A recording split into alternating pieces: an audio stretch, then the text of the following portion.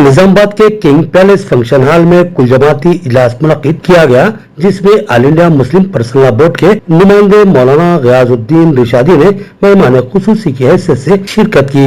इनकी आमद और कुल जमाती मशावरती इजलास के इनेकाद का मकसद all India Muslim personal board के तहत एक कुल जमात कमेटी तश्कील देना और एक एहतजाजी जलसे आम का इनेकाद करना था।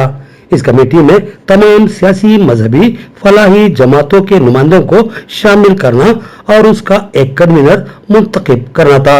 इंतखाब का मतलब ये होता है कि तमाम शुरकाए इजलास की राय तलब की जाए और तमाम जमातों को काबिल कबूल किसी एक शख्स को कन्वीनर मुंतखब किया जाए। मगर मौलाना गयास रिशादी ने अपनी तवील तरीन तकरीर, जिसमें उन्होंने राय तलब करने के बजाय शुरका को नसीहतें की, ऐसा लगता था कि ये मशावरती इजलास नहीं है बल्कि कोई स्कूल का क्लास रूम हो जिसमें उस्ताद अपने तलबा को हिदायतें दे रहा हो। उसके बाद मोहतरम ने लिफाफे में लाए हुए नाम का बाइसत कन्वीनर ऐलान कर दिया, जिसके बाद गैसो गजब इल्जामात व जवाबी इल्जामात का सिलसिला शुरू हो गया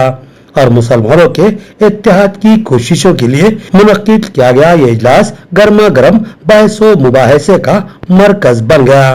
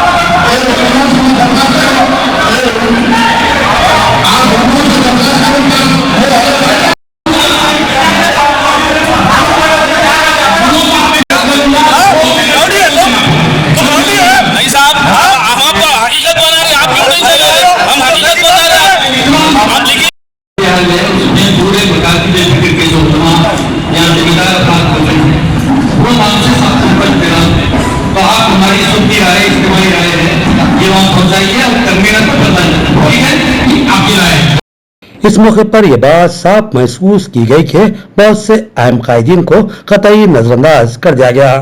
और उनको इजलास में शिरकत की दावत नहीं दी गई। बहरहाल ये इजलास मैदान जंग में तब्दील होते हुए बाल बाल बचा।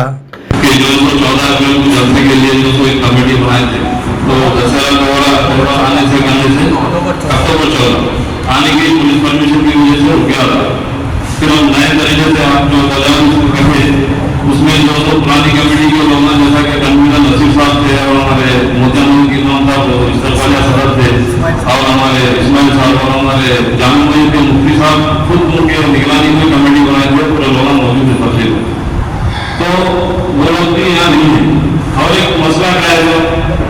अब ये आप नाम को डिक्लेयर करें, ये फिर यहाँ पे जलसा होने वाला है मुस्लिम पर्सनल बोर्ड के बड़े बड़े लोग इस्लाम आते, बड़े बड़े लोग आते, उनके नाम पे चल रहा होता उनके नाम। मैं खुली बात सामने बोलूं,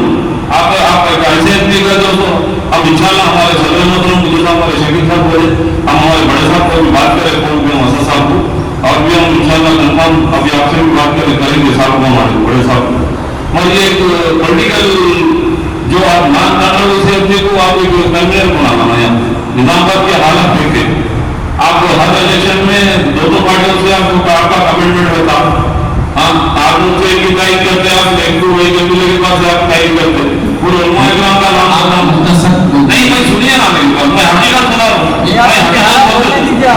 नहीं हकीकत बोल दे तो आपने नहीं बोलो, मैं सुन दो, नहीं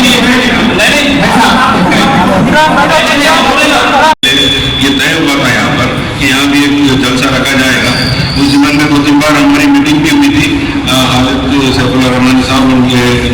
बेटे के मौलाना उमर अब्दी साहब के साथ। तो जब एक कमेटी तय हुई थी जिसमें तमाम ही फिक्र की और तमाम जमातें वगैरह और शहर के तमाम ही लोगों को का इहाता करते हुए कमेटी बनाई गई है। बहरहाल सदर मुसफ़्फ़र सल्लल्लाहु साहब का भी नाम लिया और हमारी अपनी जमात के एतबार से असदुद्दीन अमीन साहब का भी नाम लिए कि मिल के अगर तय किए हैं तो लाजमी बात है, सदर की बात को हमको रात को करनी पड़ेगी, लेकिन हमको रिकन्फर्म करना पड़ेगा कि सदर साहब से कि ये हुआ है।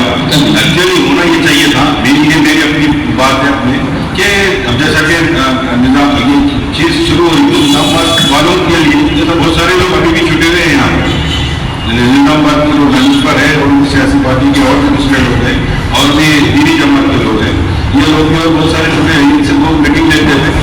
तय होना चाहिए था।